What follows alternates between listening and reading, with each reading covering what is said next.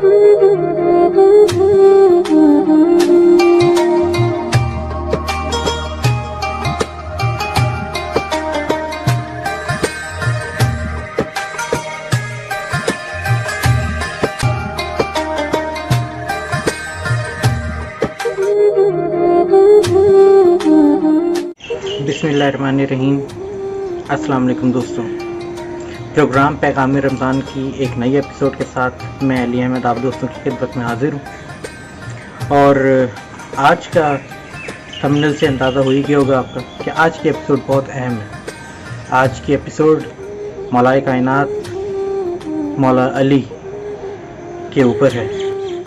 ग़ज़वा बदर से लेके ग़ज़वा खैबर तक हर जंग में मौला अली की जो बहादुरी है, जवामर्दी है, उसकी कोई मिसाल नहीं मिलती। ग़ज़वा बदर के मौके पे मौला अली की उम्र सिर्फ 20 साल थी और उन्होंने कुफ़ार के 18 ताकतवर बड़े बड़े सरदारों को वास्ले जहन्नुम किया। अगर हम ग़ज़वा उहद की जानिब आते हैं तो ग़ज़वा उहद में हम सब लोगों को तारीख़ का पता है कि क्या हुआ था। ये वही ग़ज़वा है जी जिसमें हमारे आका दो जहां हज़रत मोहम्मद सल्लल्लाहु अलैहि वसल्लम के दो दंदान मुबारक भी शहीद हो गए थे और शैतान की तरफ से ये ऐलान भी कर दिया गया था मैदान जंग में कि हमारे आका अब इस दुनिया में नहीं रहे। इस ऐलान के होने की देर थी कि मुसलमानों की रही सही हिम्मत भी टूट चुकी थी। उन्होंने राह फरार इख्तियार करने की कोशिश की क्योंकि हौसले टूट चुके थे कि जब आका ही नहीं रहे तो अब जंग करने का फ़ायदा क्या। लेकिन उसी मैदान में मौला अली भी मौजूद थे। उन्होंने तो वादा किया हुआ था हजूर सल्लल्लाहु अलैहि वसल्लम की नुसरत करने का, मदद करने का। जब उनके कानों में ये आवाज़ आई तो उन्होंने भागने के बजाय एक ये बात सोची कि अगर आका ही अब दुनिया में नहीं रहे तो अली तुम्हारे जिंदा रहने का अब सवाल ही पैदा नहीं होता। अब तुम क्या करोगे जिंदा रह के। इसलिए उन्होंने कुफ्फार के ऊपर तन्हो तन्हा हमला कर दिया, इसलिए कि अगर वो जाएंगे इस दुनिया से तो अल्लाह की राह में लड़ते लड़ते, अल्लाह के रसूल की राह में लड़ते लड़ते शहीद होकर जाएंगे इस दुनिया से। लेकिन जिस वक्त वो कुफ़ार के दरमियान पहुंचे जंग करते हुए तो उनकी नज़र पड़ी कि रसूल अल्लाह सल्लल्लाहु अलैहि वसल्लम मौजूद हैं और उनको दुश्मनों ने अपने नरगे में लिया हुआ है। ये देखना था कि मौला अली का खून खौल उठा और वो जिस बहादुरी के साथ लड़ते हुए, जिस तेज़ी के साथ रसूल अल्लाह सल्लल्लाहु अलैहि वसल्लम के पास पहुँचते हैं, इसकी मिसाल फिर नहीं मिलती। वो हजूर सल्लल्लाहु अलैहि वसल्लम के पास पहुंच के उनको देखते हैं और उनकी ज़ियारत करने के बाद उनके साथ खड़े हो जाते हैं। रसूल अल्लाह सल्लल्लाहु अलैहि वसल्लम की तरफ बढ़ने वाले हर वार को हज़रत अली ने अपने ऊपर लिया। 80 ज़ख़म हज़रत अली के जिस्म मुबारक पर आए थे, लेकिन उन्होंने कोई वार रसूल अल्लाह सल्लल्लाहु अलैहि वसल्लम के जिस्म मुबारक तक आने नहीं दिया। उनके पास जो तलवार थी वो टूट चुकी थी, लोहे की तलवार थी, लेकिन अब वो नहत्ते होने के बावजूद भी दुश्मनों के सामने सीना सपर होकर खड़े हुए थे और दुश्मनों की इतनी हिम्मत नहीं हो पा रही थी कि वो अली के ऊपर, नहत्ते अली के ऊपर वार कर सके। उन्होंने रसूल अल्लाह सल्लल्लाहु अलैहि वसल्लम से पुकार कर कहा कि या रसूल अल्लाह, मेरी तलवार टूट गई, अब क्या करूं। हजूर सल्लल्लाहु अलैहि वसल्लम ने करीब एक खजूर की टहनी तोड़कर, खजूर के दरख्त की टहनी तोड़ के दे दी कि अली इससे लड़ो।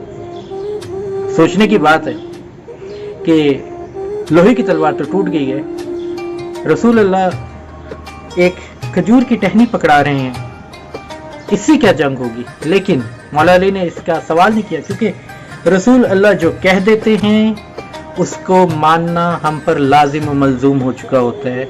उसके ऊपर सवाल उठाना ही एक हिसाब से दायरा इस्लाम से खारिज होने के बराबर होता है।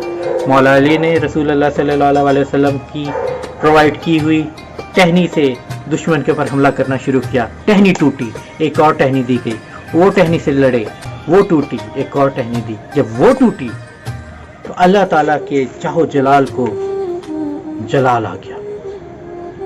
اللہ تعالیٰ نے حضرت جبرائیل علیہ السلام کو حکم دیا کہ جبرائیل، یہ جنت سے تلوار ذوالفقار لے کر جاؤ میرے علی کے پاس اور اس کو وہ تلوار دو تاکہ وہ اس سے میرے حبیب کی حفاظت کر سکے، میرے دین کی حفاظت کر سکے. حضرت جبرائیل علیہ السلام وہ تلوار ذوالفقار لے کر حضرت علی کی جانب آ رہے تھے اور ساتھ ساتھ یہ پڑھتے جا رہے تھے: شاہ مرداں، شیر یزداں، قوت پروردگار، لا فتح الا علی، لا سیف اللہ ذوالفقار. یہ وہی ذوالفقار ہے جو جب بھی چلی اس نے واصل جہنمی کیا لوگوں کو، کبھی کسی ناحق کے اوپر نہیں چلی. مولا علی کی کبھی بھی کوئی وار کسی مظلوم کے اوپر نہیں چلا، ہمیشہ ظالم کے خلاف چلا، ہمیشہ اللہ کی راہ میں چلا. ایک واقعہ بہت مشہور ہے کہ ایک جنگ میں ایک یہودی کے ساتھ جنگ کر رہے تھے مولا علی، اور قریب تھا کہ وہ واصل جہنم ہو جاتا. وہ زمین پر تھا، مولا علی اس کے اوپر دو زانو کر کے اس کے اوپر سینے پر سوار تھے اور اس کو واصل جہنم کرنے ہی والے تھے کہ اس نے مولا علی کے چہرے کے اوپر تھوک دیا. اب اگر ہم میں سے کوئی شخص ہوتا اور جس کے اوپر اس کا دشمن یہ حرکت کر دے، ہم اور غیظ و غضب میں آ کے اگر 2 منٹ بعد مارنا تھا تو اس کو اگلے سیکنڈ میں مار دیتے. لیکن یہاں پر عجیب ہی منظر دیکھا تاریخ نے. مولا علی اس کو چھوڑ کر سائڈ پر ہٹ گئے. وہ بھی حیران، کہتا ہے یہ کیا ہوا؟ میں نے آپ کے منہ پہ تھوکا ہے، نفرت سے تھوکا ہے، آپ نے مجھے چھوڑ دیا. مولا علی نے ایک تاریخی جملہ کہا، کہتے ہیں دیکھو پہلے میں تمہیں اللہ کے لیے مار رہا تھا، اب جب تم نے میرے منہ پہ تھوک دیا ہے تو میرے اندر مجھ پر غصہ غالب آ گیا ہے. اب اگر میں نے تمہارے خلاف تلوار چلائی تو وہ اللہ کے لیے نہیں خالصاً ہوگا، اس میں میری اپنی بھی ایک غصہ شامل ہوگا کہ میں اپنی ذات سے ریلیٹڈ بھی تمہارے اوپر غصہ نکالوں گا. اس لیے جاؤ، یہ علی سوائے اللہ تعالیٰ کی راہ میں اور حضور صلی اللہ علیہ وسلم کے حکم کے بغیر اپنی تلوار کسی کے خلاف نہیں چلاتا، جاؤ. تو یہ ایک جذبہ ایمانی ہے، یہ ایک جواں مردی ہے، یہ ایک جرات ہے جو کہ لا کر دکھا دیں کسی بھی انسان کے اندر جو مولا علی کے علاوہ موجود ہو کسی میں. غزوہ خندق میں عمرو بن عبدود بہت بڑا پہلوان تھا کفار کا، جو خندق کراس کر کے آ گیا تھا اور بہت بڑے بڑے دعوے کر رہا تھا اور بہت ٹونٹس کر رہا تھا، بہت زیادہ طنزیہ کلمات ادا کر رہا تھا کہ اے محمد صلی اللہ علیہ وسلم، تم عورتوں کے لشکر لے کر آئے ہوئے ہو، کسی میں ہمت نہیں ہے، تم لوگ کیا کہتے ہو جنت میں جانا ہے، کوئی جنت میں جانے کا خواہش مند نہیں ہے، کسی میں ہمت نہیں ہے. اس طریقے کے وہ تانے تشنے کر رہا تھا. بڑے بڑے جلیل القدر صحابہ وہاں پر بیٹھے ہوئے تھے، لیکن کوئی بھی اس کے جواب میں نہیں آ رہا تھا، کیونکہ وہ ایک نہایت دیو قامت قسم کا اور بڑا ہی مشہور قسم کا پہلوان تھا، کفار کا بہت بڑا سردار تھا. اس کے مقابلے میں جو گیا بس ماں سوائے مولا علی کے کوئی نہیں تھا. مولا علی کی عمر اس وقت 20 سال سے زیادہ تھی، لیکن اس کے سامنے، اس کے تجربے کے سامنے، یعنی کہ وہ اکیلا ہزار لوگوں کے لشکر کو ختم کر دیا کرتا تھا اور مولا علی اس کے سامنے بہت نا تجربہ کار تھے. لیکن جب اس کے سامنے گئے اور انہوں نے اس کو ایک ہی وار میں اس کا کام تمام کر دیا تو کفار کو ایک مرتبہ پھر شدید دھچکا لگا تھا کہ جب تک علی موجود ہے مسلمانوں کا کوئی کچھ نہیں بگاڑ سکتا. یہی نہیں، غزوہ خیبر کی طرف اگر آتے ہیں تو بہت مشہور واقعہ، یہودی جو آج تک رونا پیٹتے رہتے ہیں، جو آج تک اسرائیل مسلمانوں کے خلاف اس واقعے کو یاد کر کر کے کڑتا رہتا ہے کہ اور کہتا ہے کہ خیبر تم مسلمانوں کی ہمارے خلاف آخری فتح تھی. وہ کیا فتح تھی؟ وہ کیا واقعہ تھا؟ وہ یہی واقعہ تھا کہ وہ خیبر کا ایک قلعہ تھا اور اس قلعے کے اندر یہودی محفوظ تھے. اس خیبر کے قلعے کو کوئی توڑ نہیں سکتا تھا. کئی دن سے مسلمان ڈیفرنٹ قیادت میں جاتے رہے اصحاب کرام اور شکست ہوتی رہی, انہیں نہیں فتح کر پائے قلعے کو, واپس آ گئے. جب سب تھک ہار گئے اور انہوں نے رسول اللہ صلی اللہ علیہ وسلم سے صحابہ کرام نے عرض کی کہ یا رسول اللہ صلی اللہ علیہ وسلم کیا کیا جائے.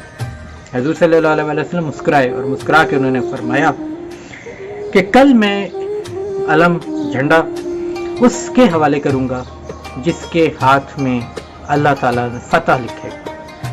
سب اسی آرزو میں تھے کہ یہ شرف انہی کو حاصل ہوگا. لیکن جب اگلے دن کا سورج چڑھا تو سارے صحابہ موجود تھے ماں سوائے مولا علی کے.